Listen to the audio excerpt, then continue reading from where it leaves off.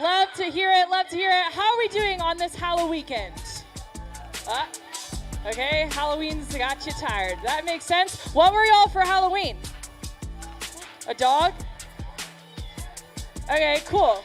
Thanks for the response, guys. Anyways, my name is Teresa, and I am so excited to be here with you guys. My name's Noelle. And we have a lot of fun planned for you guys this afternoon. Noelle, why don't you tell us what's going on? Today we have a super fun game for you guys, and then Teresa has a huge announcement that you do not want to miss. And then finally, Matt will be up for the first part of our new series, Philippians. That is right. So like Noelle said, we are going to be playing what I think is a pretty epic game. And so what I need from you guys is if you're sitting in the middle of the room, so all of you people on the floor right here, if you could just move a little bit because we're about to make a pit here. We are playing Pass the Pumpkin. Oh shoot, it's still pumpkin season. So what we're gonna need for this is one person from every small group. And I'm actually gonna join y'all down here.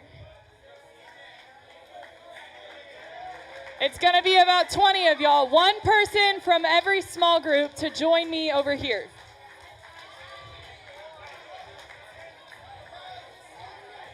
Okay? One person from every small group. Y'all are gonna make like a big circle.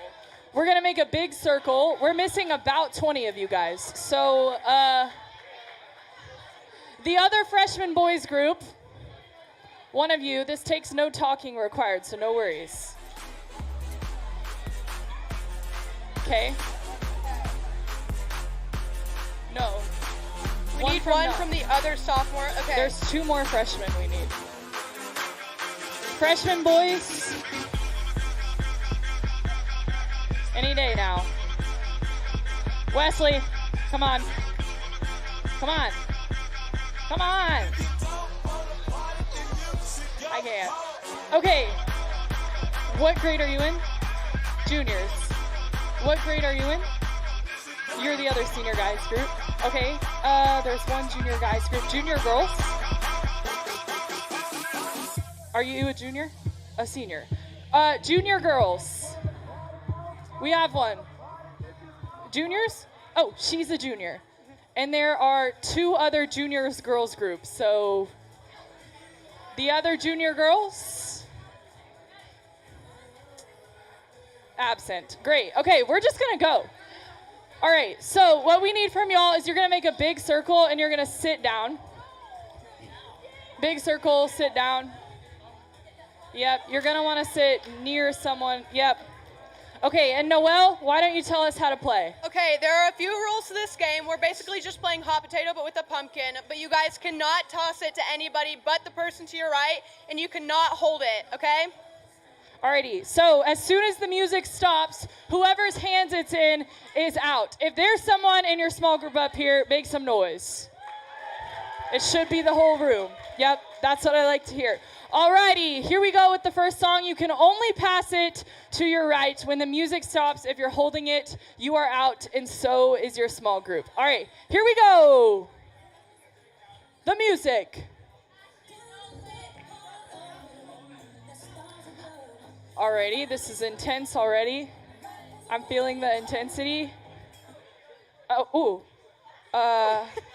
That's a tough call. Noelle, Okay. what do you think? You can see better from up there. I think we're going to have to get the sophomore girls group out of here. No, R.I.P. Okay, here we go. If your small group is still in the game, make some noise. Yep, most of the room. Here we go. Let's go.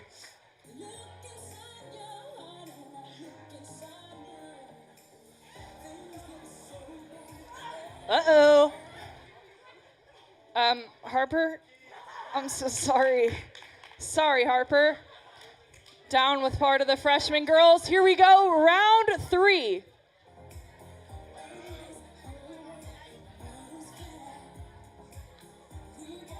I'm nervous. Oh, yeah, I think that was you. I'm so sorry. I'm so sorry. Noelle, would you agree? Uh-huh. She agrees from the skybox. Here we go. And it continues. Oh, spooky. Oh, Marshall. Rats. The siblings are both out. Alrighty, if your small group is left in the game, make some noise. I want some loud cheers. Oh, shucks. Here we go. It continues. I like this song.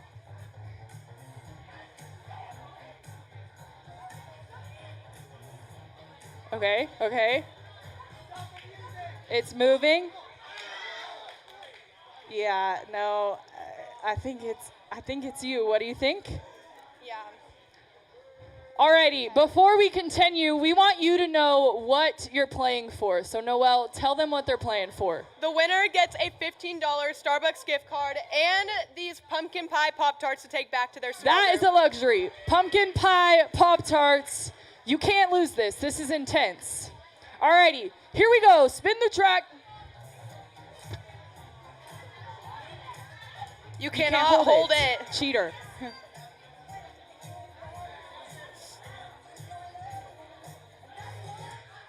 Ooh, tricky. Yeah. Sorry, Ashton. All right, Harper, how are you feeling? Great. She feels great. Let's continue. We're down to the final 6. Okay. Okay. Oh, Harper. Okay.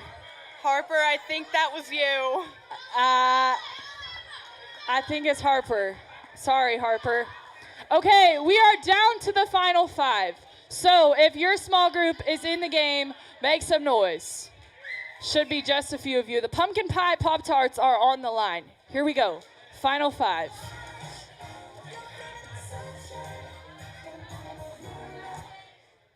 Ooh, I'm sorry. Okay, Sorry, final 4. Here's what we're gonna do. We need you guys to introduce yourself and say what small group you're from. My name is Maddox Morgan, and I'm from 9th grade guys, freshman. Yes! Oh, I'm so sorry. My name's Avery. I'm from Senior Girls. Avery from the Senior Girls. There's just a few of them over there. I'm Kevin, and I'm with the senior guys. Senior guys. I'm Paxton. I'm with the sophomore guys. Oh no, not even your own people. I hope that motivates you. All right, here we go. The final 4. The final 3 will move on to the stage so that everybody can see the intensity. Here we go. Spin the tracks.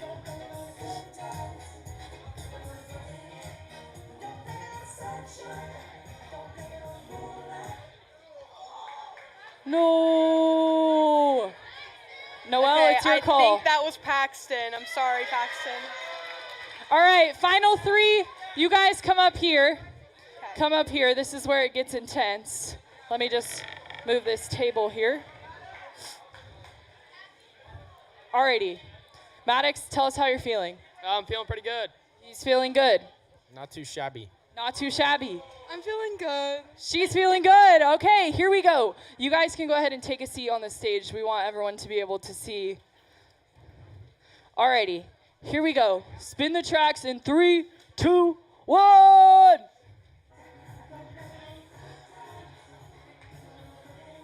Oh, I'm stressed.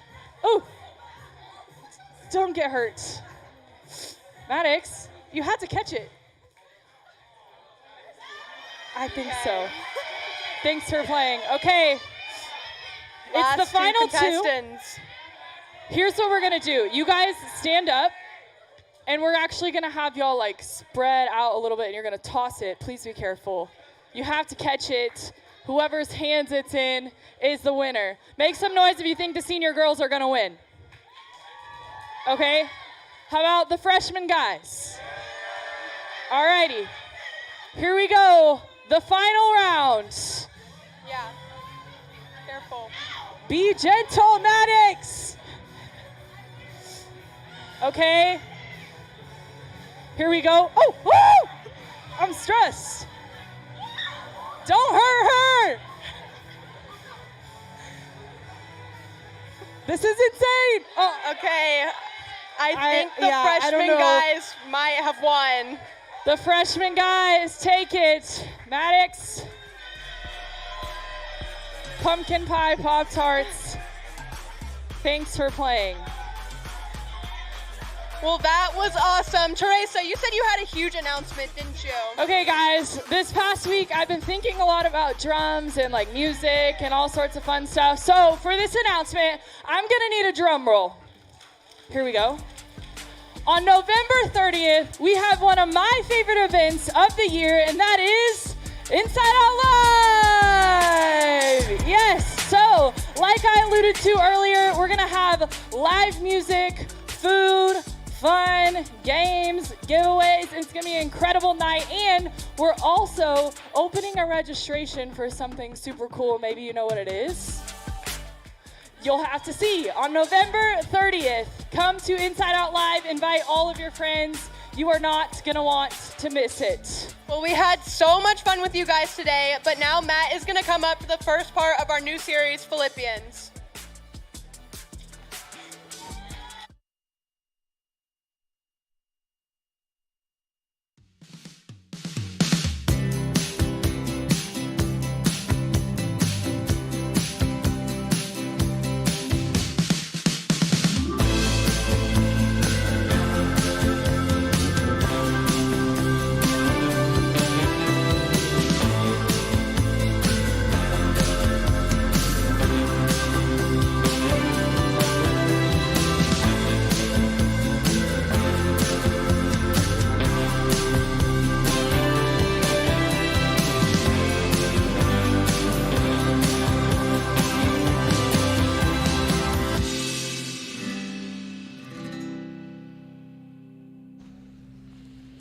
So in 2017, I took the best vacation of my entire life.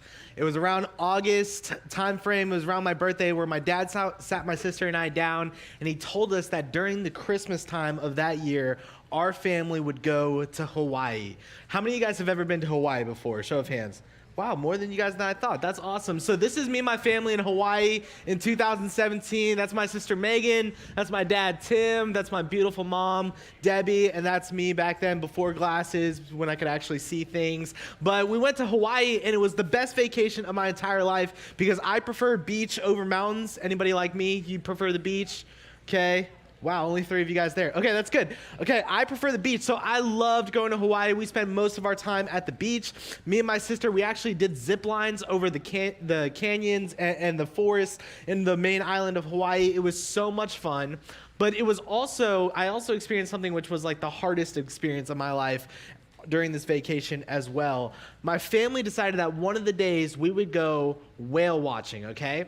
And so it's my family and about 2 other families. We get on this kind of small boat, and we go out into the water, and this is kind of what the water looked like right here. It was kind of choppy waves, and our boat was consistently rocking. Like for me, I thought we were out on the boat for like 3 hours, but really it was in reality only like 15 minutes. But we were kind of getting tossed and turned by the waves, and we were doing this whale watching thing, and for the first hour, we didn't see any whales. And I had a little friend visit me during this time, and this friend, his name is Seasickness, and I was like, oh my gosh, this is gonna be the worst afternoon of my life because our boat was rocking so aggressively over the water, and I was really nervous because I was like, I'm about to make a fool of myself and embarrass myself, embarrass my family, really make a terrible experience for the other families who were joining us on this trip because I was like, man, I'm about to go overboard. This is awful right here. And we were finally going, and then there was this one whale. It was one of the biggest animals I've ever seen in my entire life, okay? This one whale comes out of the water about 20 feet from us,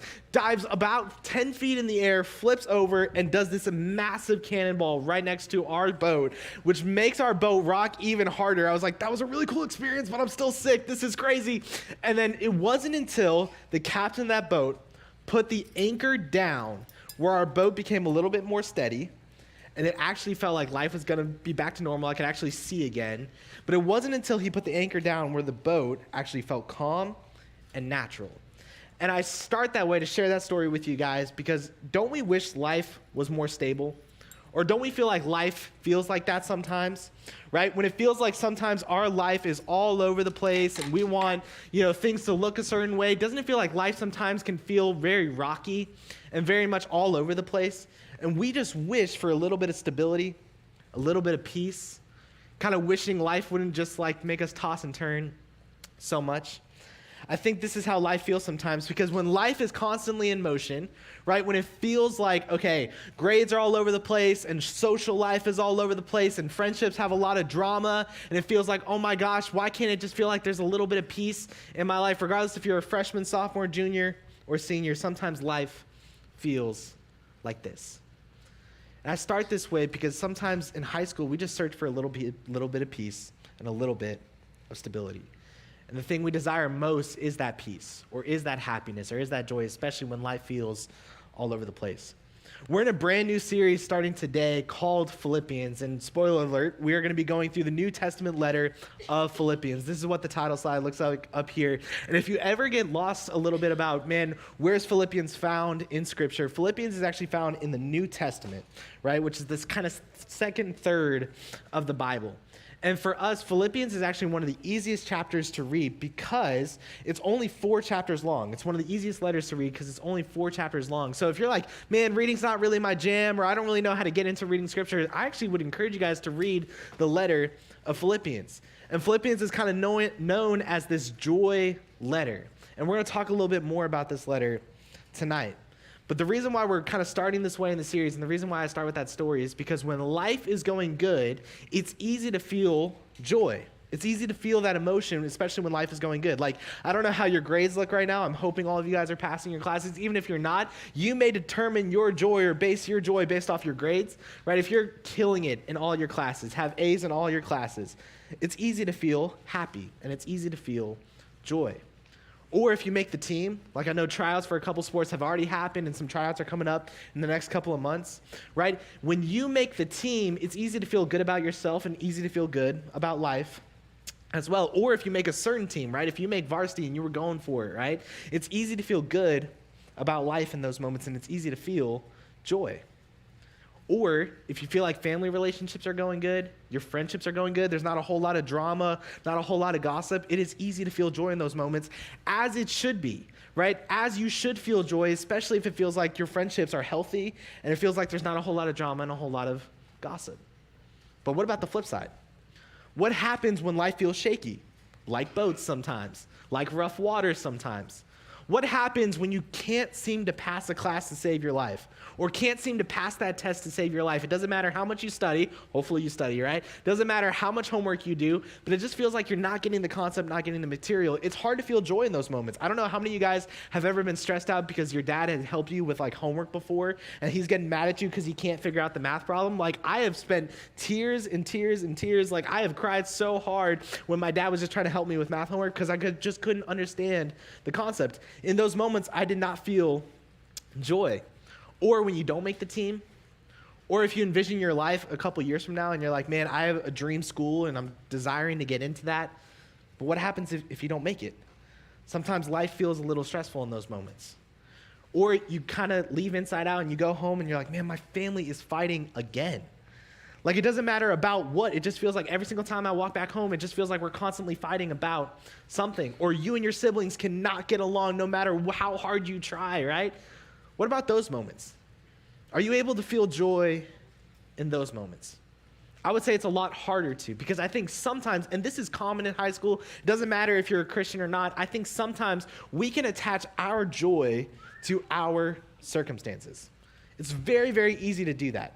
We sometimes attach our joy to our circumstances. We think, man, if I could just get there, right? If I could make it into the school of my dreams, if he says yes, if she says yes, if I could just pass all my classes, if I could make that team, then and only then would I feel happy. And this is normal and this is common, especially in high school.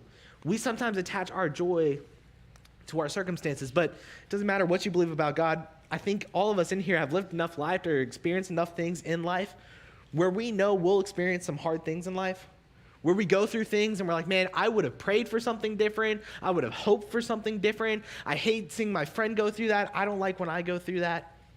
What about those moments when it feels like life is shaky? Is it possible to feel joy? See, this is what we're going to talk about over the next couple of weeks. Next week, Teresa, who is just up here, she's going to be in part 2 of this series. And then part 3, our transit director, Tyler, he'll be up here. And I just have the opportunity to lay a groundwork for the series. And I just want to pose a question that I think is so important, because if we get this right in high school, if we can understand what it looks like to get this right in high school, I think this sets us up, taking it from someone who's a few years older than you guys, I think this sets us up really well for the rest of our life. If you had to think about your life 5 years from now, 10 years from now, 20 years from now, I know sometimes it's hard to think about that. You have a version of your life that you want. And I think if we get this right, and we take steps to getting this right in high school, we are actually taking steps to living the life that we desire for us, and I would argue we are taking steps to live the life that God desires for us as well.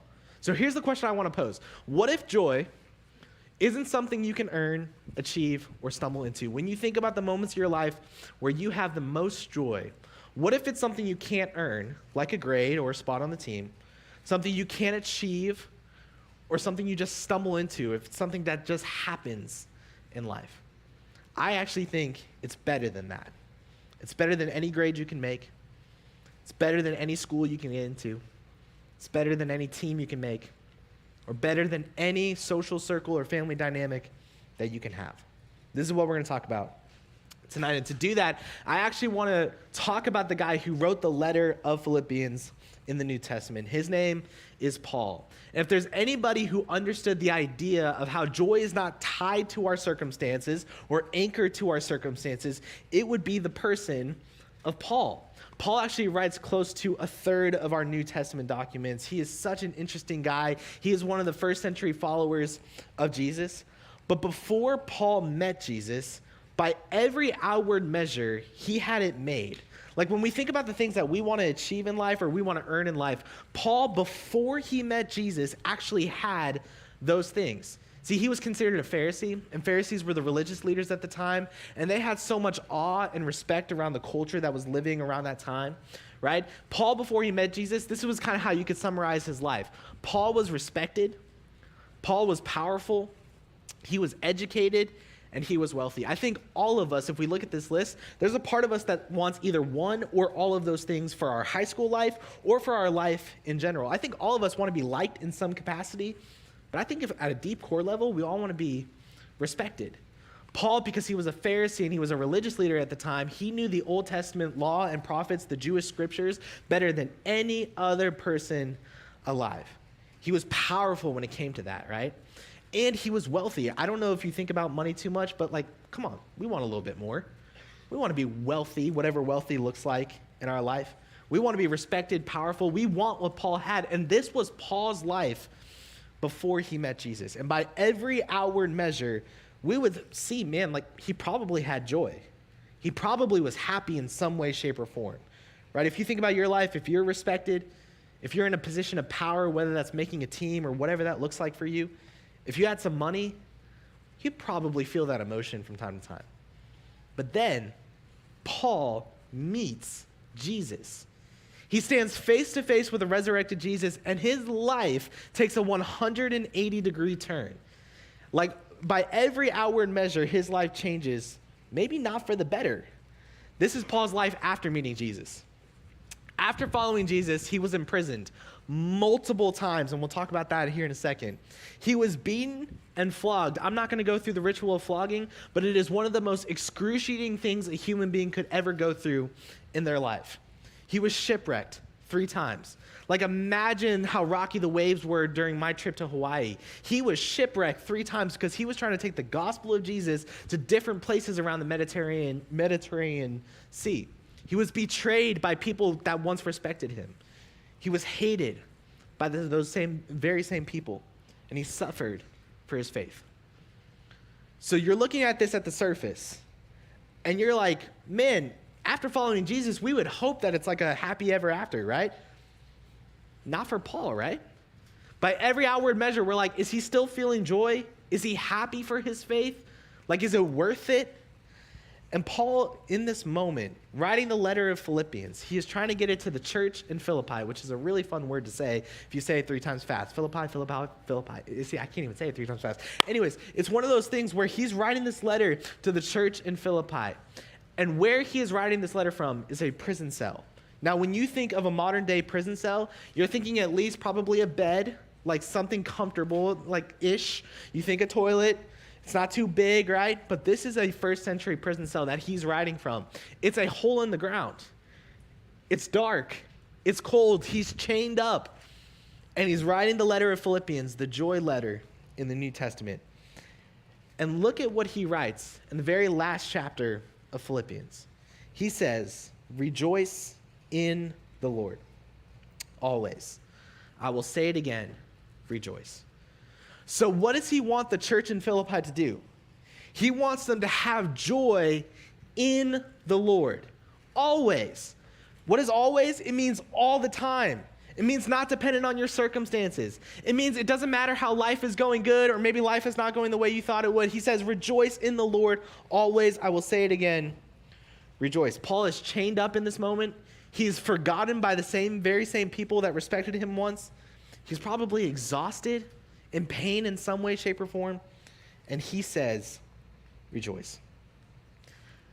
If we were in Paul's shoes, I think it's a fair question to say how. Like, if you had suffered this much for following Jesus, how could you feel this emotion of joy? Why would you be telling other people to have joy if you have gone through this much, all for the name of Jesus? I think it's because Paul understood something that sometimes in high school we often miss. I know I missed it all the time when I was in high school. He's trying to encourage us today that joy isn't based on what's happening to us. It's based on who's with us.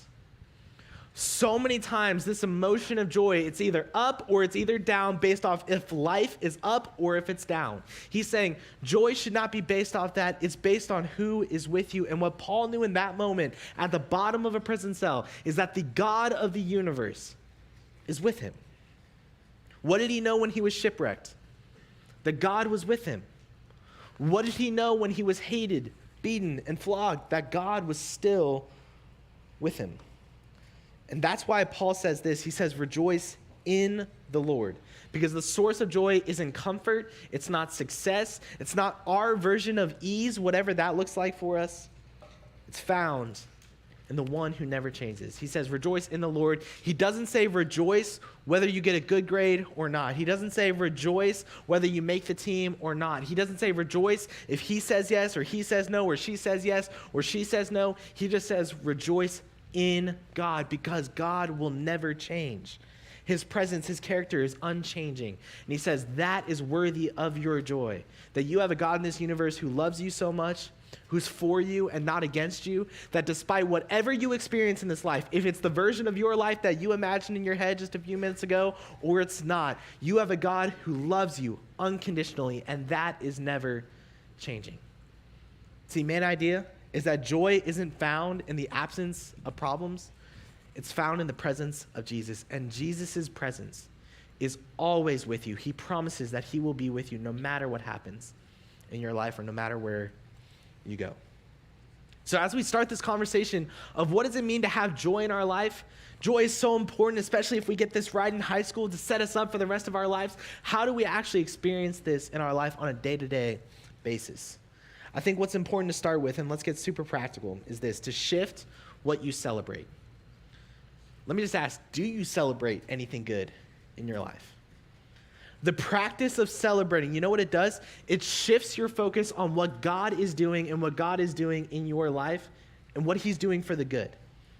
And maybe sometimes we have the wrong definition of what we should be celebrating. He says, shift what you celebrate. Most of us celebrate what's going right. If we make the team, that's going right. If we get a good grade, that's what's going right. If we get the girl of our dreams or the guy of our dreams, that's what's going right. What if instead of what's going right, we celebrated who was with us no matter if things are going right or wrong? What if we celebrated the fact that we have a God in this world? I know sometimes the concept of God or having a personal relationship with God might be hard. But what if, no matter what life looks like for you externally, you knew internally that no matter if life was going good or hard, you had a God that was with you, that was for you, that loved you, no matter what your external circumstances might be saying in that moment? What if you celebrated that? When you get into this posture of celebrating that, it shifts your eyes and makes you focus on what God is doing in your life and how he really is working all things out for the good.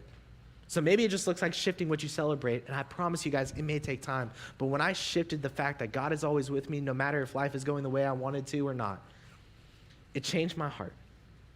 It allowed me to understand that joy is accessible no matter if life is going the way I wanted to or not. So shift what you celebrate. The second, kind of like it, redefine what winning looks like. Winning is not everything going your way. Winning is staying grounded in joy even when nothing goes your way. And if your week falls apart this week, like if you experience a hard day tomorrow or the next day or Friday, if you experience something that you didn't want to experience, what would it look like for you to pray a simple prayer like this? God, help me find joy in you, not in this. Yes, I would have liked this to be better. Yes, I would have liked this to be different. But God, would you just shift my heart and help me understand that you are doing something in this moment and that you're with me in this moment. Redefine what winning looks like. And then third and finally, anchor your joy. Tonight, I just want you to ask a question, and in small groups, this is a great opportunity to ask this question. What are you anchoring your joy to? So many of us, it's so different in this room. I would imagine some of you guys are anchoring your joy to school. I know you're like, joy in school? I don't feel like those two things go hand in hand, right? But maybe some of you guys are anchoring your joy in the fact that, like, man, if I do well in school, I will feel better about myself. Maybe it's sports. If I do well in that game, I will be the happiest person in the world. I know I used to do this all the time in baseball. I would play so well, and I'd be like, let's go hang out, let's go do it, it's going to be great. I'm so happy about who I am right now, and then I would mess up in the game, and I was like, don't talk to me. Like, it was bad. But maybe you're anchoring your joy to sports, things that constantly change all the time. Maybe you're anchoring your joy into people, friend groups, relationships if you're dating somebody. That's not inherently wrong or bad. We all want good friends. We all want good relationships. But what happens when they let you down?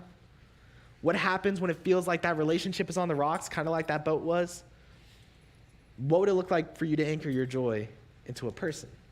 The person of Jesus. And here's why this is so important. The writer of Hebrews said, it is important for you to anchor your hope into Jesus because Jesus Christ is the same yesterday, today, and forever. You know why you can anchor your joy to Jesus?